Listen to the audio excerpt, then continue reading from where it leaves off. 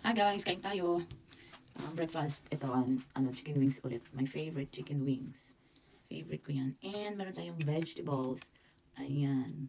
Pechay, tapos yung hindi ko alam kung nakalimutan ko ang pangalan ng gulay nito. Parang kangkong siya. Ang haba. And then merong bangus. Nilagyan ito ng bangus. Binili namin bangus doon sa Fairway Market. Boneless na siya. So tara kain. Ito yung gulay. Thank you Lord. Bless this food. Just name. Okay guys, tara kain. Yan nga pala yung aking food for today. Mayroon din pala akong tea. At yan ang iniinom ko tea kasi hindi ako mahilig uminom ng kape. So nagluto lang ako ng vegetables. Yung hindi ko alam kung anong tawag ng vegetables na yan. Parang Chinese vegetables yan siya. Para siyang kangkong pero hindi ko alam kasi nakalimutan ko anong pangalan. So yan, tara kain. No rice pala tayo dyan guys. Vegetables and chicken and fried bangos. Yun lang. Hindi na ako nag-rice dyan kasi nagda-diet nga. Diet din pag may time dahil alam mo naman ang rice ay carbs at kapag nakakain tayo ng rice ay mabilis tayong tumaba. Mabilis akong tumaba pag kumakain ako ng rice kaya talagang sinisikap ko na hindi mag-rice. Paminsan na lang ako nagra-rice pero mas gusto ko vegetables na lang talaga yung kakainin ko at saka mga yung mga ulam lang ganun. So skip na lang tayo sa rice para sa diet natin at nang hindi tayo tumaba. At syempre para healthy lang, 'di ba? Kasi pag carbs ka ng carbs talagang yun sa ating katawan. Unang-una nakakataba, then pag prone ka din sa sakit kapag puro carbs na lang yung kinakain mo. Kaya mas maigi na healthy lang. Mga vegetables, chicken, fish, yan, mga ganun. Beef, and iwasan ang mga sugar or matataas sa carbs na food. Para tuloy-tuloy ang ating diet at healthy lang ang ating body.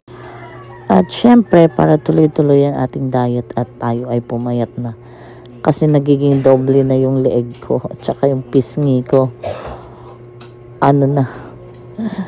Lumolobo na yung aking pisngi. Kaya mag-diet din pag may time. Ayan. Kasi paminsan pag nakakapunta ka sa mga handaan, hindi mo maiwasan na mapapakain ka talaga ng marami. Kaya pagdating sa bahay, yan, diet na lang tayo. Konti na lang yung kainin ating vegetables lang tayo. Sa totoo lang guys, mas effective talaga kapag low carb yung kinakain mo. Kapag hindi ka kumakain ng rice, ng mga sweets, ganyan. Kapag vegetables lang at saka protein lang yung kakainin mo. Like egg, chicken, fish, yan. Mabilis talaga siya magpapayat kasi naranasan ko na talaga yan. Mabilis bumaba yung timbang mo kapag hindi ka talaga nagra-rice. Kasi napapansin ko kapag kumakain ako ng rice everyday or like breakfast, lunch, and dinner, ang bilis kong lumaki tapos lumalaki yung tiyan ko. Kaya iniiwasan ko na rin talaga na kumain. Although paminsan naman nakakakain pero yun, minimal na lang siya. So, mas masarap mas maganda kapag hindi ka nakakain ng rice. Or kahit once ka lang kumain ng rice. Like, kunwari sa lunch ka lang kakain ng rice. Tapos, sa gabi hindi ka nakakain ng rice. Na lang, vegetables na lang siya. Mga ganun, mga salad, yun. So, ayan. So, simula nga nung hindi ako nagra-rice, for vegetables na lang. Alam niyo, sa totoo lang, bumaba talaga ako ng 5 kilos. Nabawasan talaga ako guys ng mga 5 kilos. Within 2 months, 1 to 2 months, nabawasan ako ng 5 kilos. Dahil hindi ako kumakain ng rice, vegetables na lang, salad, tapos chicken, ganun lang yung kinakain ko. Hindi na rin ako nag-aano ng mga sweets, para hindi rin, ang sweets kasi mas malakas magpataba or malakas magpabigat ng timbang. Yun lang guys, thanks for watching and see you in my next vlog. So mag-ano naman tayo ng ibang food na ating imumukbang.